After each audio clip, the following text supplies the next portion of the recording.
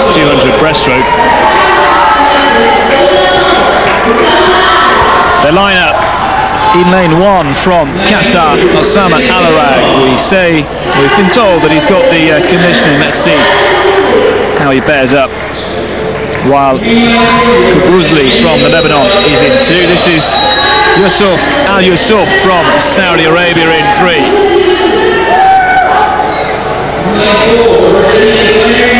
Fastest qualifier from Syria is Mahmoud Al-Jadan, the bronze medal winner in the 100 breaststroke, but he's got a determined look on his face as we come to the longer 200. Also concentrating and focusing on the event is Mohammed from Iran. 3 gold medals to his name. He won the 50 and the 100 breaststroke. Can he make it a golden triple? In 6 is Ahmed Al-Kudmani. Silver in the 100 breaststroke from Saudi Arabia. Completing the lineup, we didn't see 7 from Syria, Moustafa alsaleh.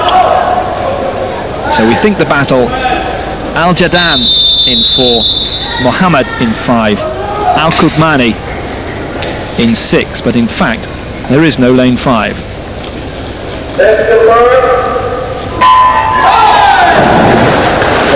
It's a great start, James.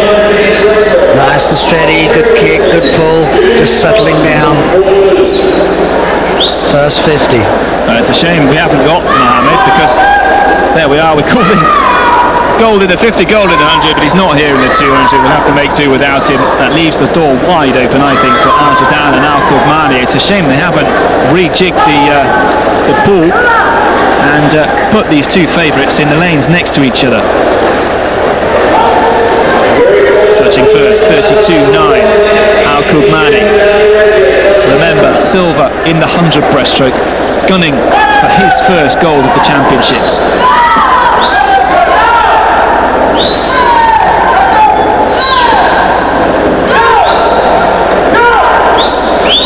Nothing in it yet, James. They're all moving steadily, coming on.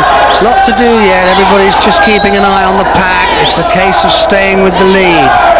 Don't overdo it at this stage. Just keep a steady pace, an even stroke. Still in front from Saudi Arabia. Saudi Arabia is still looking for their first gold of these swimming events at these West Asian Games. Could it be here from Al-Kudmani? Under pressure now from the fastest qualifier, Mahmoud Al-Jadan of Syria. And also staying in contention 1 lane down is Moustafa alsaleh, also from Syria. But coming through now, Martin, lane 4, Al-Jadan. Yeah, I think we probably had our money on him anyway, James, didn't we? And there's still a lot to do, but he's still stroking steady. He's nice and even in the position in the water, not coming too high, staying flat. Good pull, good stroking arms. So with just over 25 metres to go on the final length, they're charging for gold and they're charging for the crown. Al-Kudmani is just hanging on. He's been leading from the start of this race. A commitment for the first gold for Saudi Arabia, possibly. As they come into the final 15 metres, coming in the charge is Moustafa alsaleh from Syria in lane 7. Al-Kudmani hanging on in the final analysis. Al-Kudmani strikes gold. No, he doesn't. He's been beaten by Moustafa alsaleh. Goodness me, it must have been a terrible finish from Al-Kudmani, and that left the door open for Moustafa alsaleh to strike gold for Syria, and the Syrians bolstering their position as the top swimming nation here at these championships. And goodness me, he left it late. James, he nearly did the same thing in the heat. If you remember, he was falling asleep on the last 3 metres, and he's done exactly the same thing, left the door wide open, and that's what happens. Look at him, he's sleeping there, not watching what's going on. Well, the charge coming in the final 5 metres, and let's watch the finish for Al-Kudmani. And really, well, we say the piano dropped on his back and he was sinking on every stroke, and coming at a charge, alsaleh. Yeah, we saw the look of, I think, tiredness really in the heats this morning. He didn't seem to be inspired, and looking at him now, He's, well, this isn't him obviously, but there's a very happy swimmer. Oh, what a wonderful result. He'll be pleased with that. It's about touch, James. We've talked about that before. Haven't we though? Every day we've been mentioning the concentration required both at the start and at the finish, and that's what makes the difference. Alsaleh 26.07 and 1/100th of a second from Kudmani, and that's the difference between Saudi Arabia's first gold medal and not.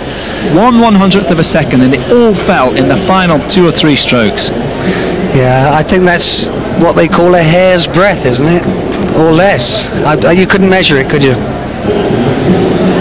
Well, 1/100th, but you can't see it. I mean, it's half a fingernail here. It's about touch and timing, and looking at the underwater shot with the stroking, everybody seemed to be fairly even, fairly calm, and we'll see on the replay. And you've mentioned over the last couple of days about feeling the water, feeling the current, feeling the shape of the stroke, and that's so